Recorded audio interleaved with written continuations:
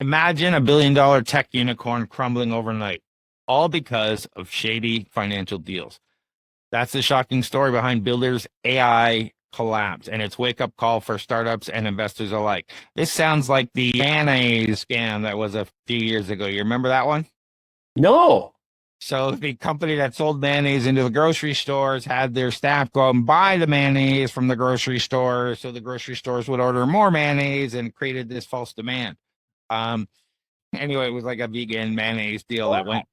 So this seems to be a similar deal where Builder AI, an AI startup once valued at $1.5 billion, filed for bankruptcy after allegations of a $60 million round tripping scheme with Indian social media company Verse.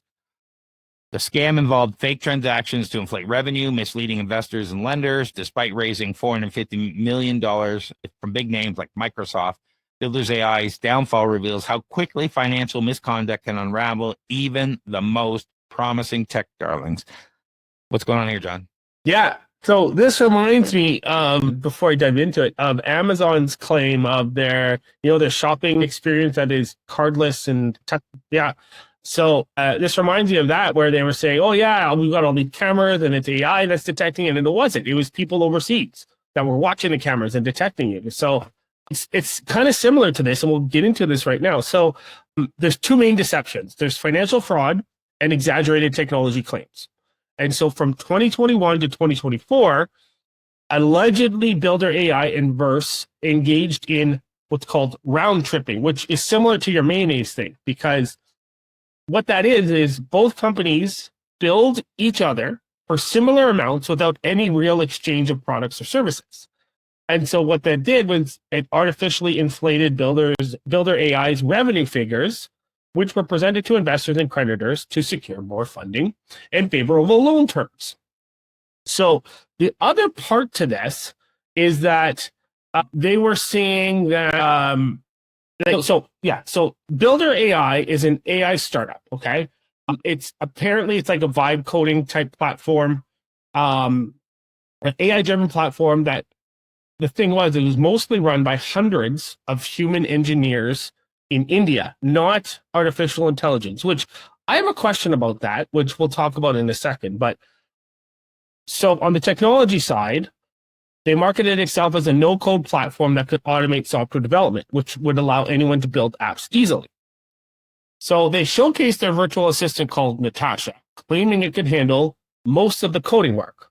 But investigations and employee accounts exposed that the platform's core operations were handled by a team of about 700 engineers in India who manually wrote the code for clients. Now, my question to you is, I don't know if you've used any of these vibe coding AI assistant type coding platforms where you don't really have to code, but you're essentially getting instant code.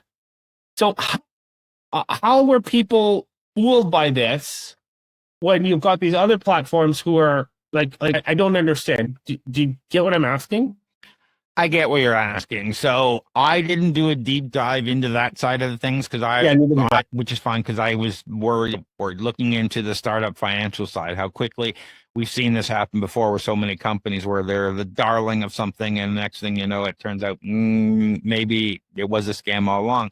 But to answer your question, it's a simple answer. The simple answer is they were using tools to try and build their tool platform, but what they had is a bunch of people who were actually vibe coders using the vibe coder tools in the background doing it. So you get the request, Yeah. and they'd have a little buffer saying, okay, processing, whatever, some few prompts, but somebody in the back end would be like, okay, now I will go and code this under whatever platform and I'll stream the output. So you build the tools where you can build that. Yeah. And so all of a sudden they're training an AI that they're trying to build to do code while using all these other coding platforms while pretending to be an AI platform to code for people live. Yeah. That's great. So, it gets crazy when you start thinking about it. Now, I didn't do a deep dive on that side of things, but that's how I would expect all of that to be flowed and how you can cover it up. That makes sense. Yeah. Yeah. So it's interesting, and it all fell apart, but it mostly fell apart because of the financial stuff wasn't working. And They had inflated revenue projections. Builder.ai later overstated its 2024 sales projection by a staggering 300%. This level of misrepresentation suggests a systematic issues with the company's financial reporting.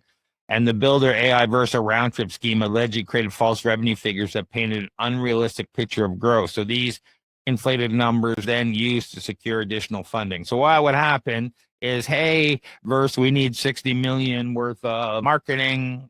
Here you go.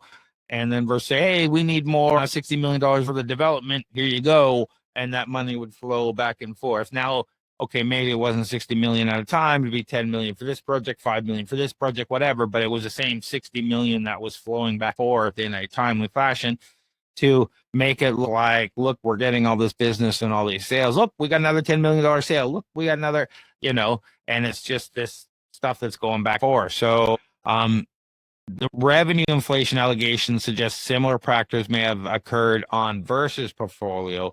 This raised serious questions about the financial transparency in the Indian tech ecosystem.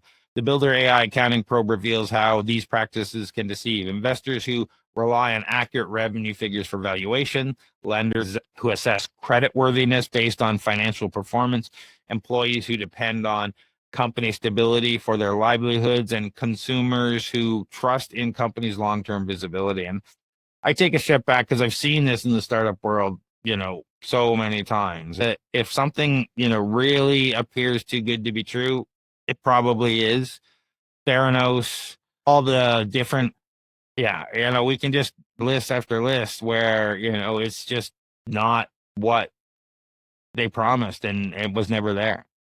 Yeah. Well, we'll have to see. We'll have to wait for the Netflix special to come out. But so, yeah, I did a little bit of a dive on as to what triggered this, right? So, what they slashed their 2024 revenue, projected revenue, from 220 million to 55 million after they had an internal audit, and then Voila Credit or lenders, I don't know if it was just Voila Credit, but other lenders seized $37 million from Builder.ai's accounts, and that's what triggered their insolvency proceedings.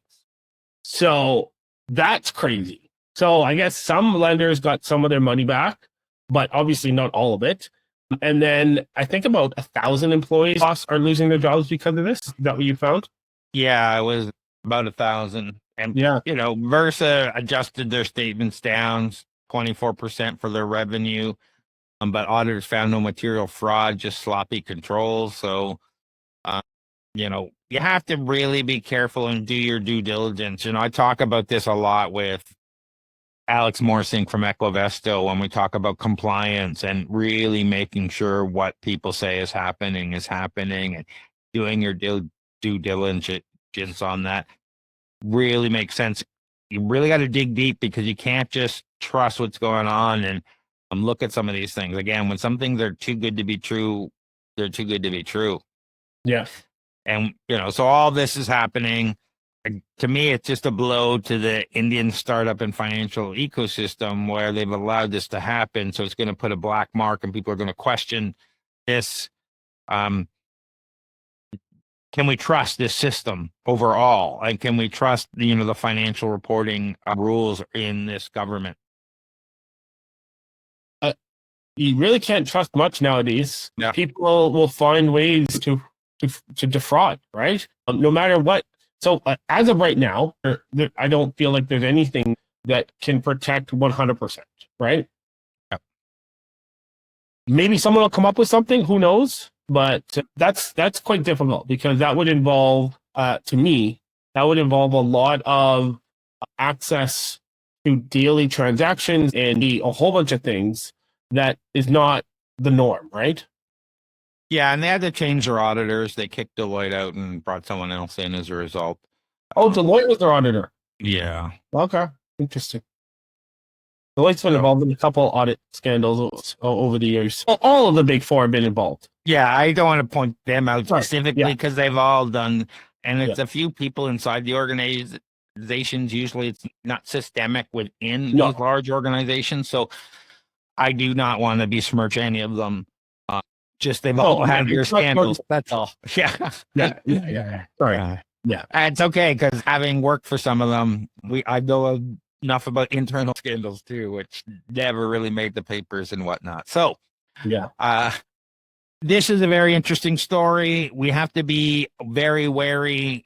Could this happen to other startups? Absolutely. This case highlights the risk of aggressive revenue reporting and weak oversight, a cautionary tale for investors backing high growth startups in tech. And, the thought of so what? I sit back as an investor and say, okay, you got 700 coders coding this stuff in the back end, training your AI to build the code for whatever. It's a standard Silicon Valley mindset where you throw money at it, you'll eventually solve the problem. So you just keep putting money at it. So, it's how many of these investors were actually lied to versus what was going on, we don't know. But Well, yeah, go ahead. yeah, but so that's the thing, right? If they hadn't tried to artificially inflate their numbers and just tried to, then there wouldn't be a problem. The problem lies in them trying to artificially inflate their revenue numbers. Yeah. Yeah, not in them trying to build the tech. Although, yeah, sure. Like Amazon did it. It's now old news. Like it's not a huge deal. Um, that's what you need to do. If that's what you need to do, things came to a head much quicker than they had thought, and so they weren't able to build out their tech. Yeah. So Builders.ai collapse proves even unicorns aren't bulletproof. But here's our question for you. Should investors demand stricter audits for startups, even if it slows down funding? Drop your thoughts in the comments below. And should it just be startups, or should it be all companies, depending on what level of investment is happening? Love to hear your feedback. Tired of drowning in repetitive tasks while your competitors race ahead? Every minute you spend on manual data entry, scheduling, and routine processes is a minute you're not growing your business. Flowgrammer.ca transforms your workflow chaos into seamless automation. We build AI-powered systems that handle your busy work so you can focus on what actually makes you money. Our clients typically save 15 plus hours per week and see their productivity double within 60 days. Visit flowgrammer.ca for a free automation audit. That's flowgrammer.ca. Stop working in your business and start working on it. So what do you got going on, John? Yeah, July now. I'm working on a webinar in August or September on shred and IP development or IP strategies. So watch out for that. Otherwise, I'm going to enjoy July. I know a lot of people are taking July off, but yeah, how about you, Craig? Well, we won't be having a Startup Investor Drinks in July, but we should be having a Flowgrammer event, and probably off the month of August. But if the group of Flowgrammer people want to have an August event, we'll do that as well. Other than that, I'm heads down. I'm working with clients now, building AI automations, and it's been fun and great. And right now, I know you're heads down working with clients on getting them funding. Lots of programs. Well, not as many as before COVID, but still lots of programs. Exciting to see what opens up this year with the new liberal government in power. And yeah, so we'll have to see. Reach out to me on LinkedIn if you have any funding needs. But if you overall need some business help, how about where they find you, Craig? Check out torontostarts.com for everything we do. It's all there. But we have a couple of branch websites, startupcoach.ca, where you can book some time with me. You can go to startupdrinks.to to find out our Startup Investor Drinks events, or flowgrammer.ca to find out all the information about business automation and how you can take your business to the next level utilizing AI and automation tools. And until next time,